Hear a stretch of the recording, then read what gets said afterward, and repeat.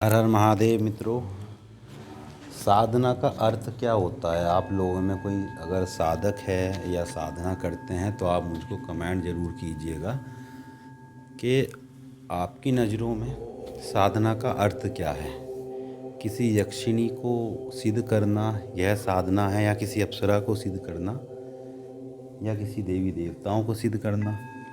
आपकी नज़रों में साधना का अर्थ क्या है, वह हमें बताना। साधना का अर्थ जो है वह है अपने आप को साधना, अपने शरीर को साधना, अपने मन को साधना, अपने जीव को साधना, अपने आप पर कंट्रोल करना, नियंत्रण करना। अब कोई शराबी है जिसको रोज़ एक शराब की धुन है कि उसको शराब पीनी ही पीनी है, तो क्या तो साधना कर लेगा और वो क्या ही कुछ अपनी ज़िंदगी में कर पाएगा।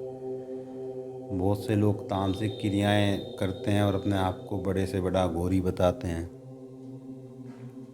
ठीक है, सबकी अपनी अपनी क्रियाएं हैं, किसी के बारे में कुछ कहना तो नहीं चाहिए। पर यदि आप अपने मन को ही सिद्ध नहीं कर सकते, यदि आप अपने मन को ही नियंत्रित नहीं कर सकते, यदि आप अपने मन को ही नहीं साध सकते, तो आप क्या ही साधना करेंगे। तो साधना जब आप करते हैं या साधना में बैठते हैं तो आपका जो मन है वह बिल्कुल स्थिर रहना चाहिए।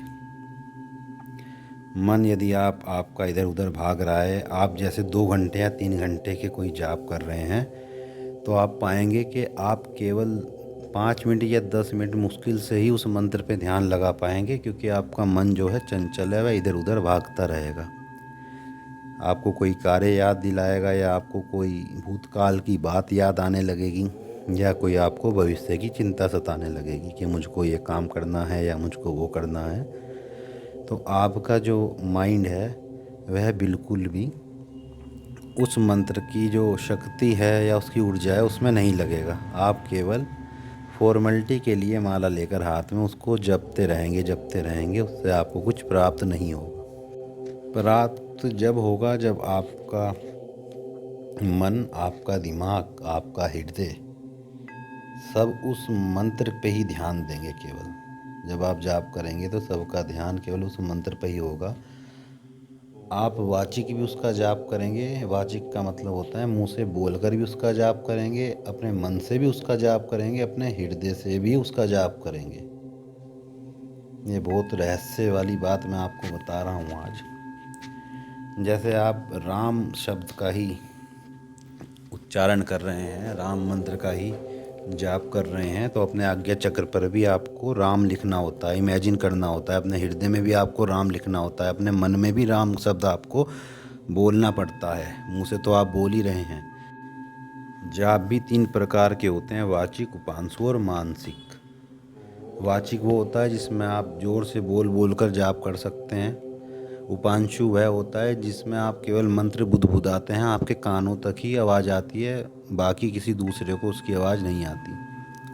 और मानसिक जाप वह होता है जिसमें ना आपके होठ हिलते हैं, ना आपकी जीभ हिलती है, केवल मन मन में आपका जाप चलता रहता है। इसको सर्वोत्तम जाप बताया गया है। तो ये कुछ साधना के बारे में बातें थी। बाकी आपके मन में जो भी प्रश्न है, आप किस प्रकार से साधना करते हैं, आपको क्या अनुभव हुए हैं, जो केवल बताने वाले हैं आप वो लोग शेयर कर सकते हैं, जो बताने वाले नहीं हैं उसको आप शेयर ना करें। और आपके साधना में क्या परेशानियाँ आती हैं।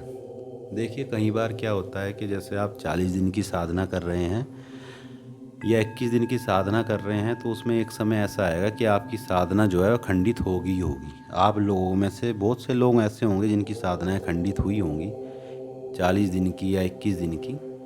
उसमें जब 3-4 दिन बचते हैं तभी कुछ ऐसा हो जाएगा कि आपकी साधना जो है खंडित हो जाएगी।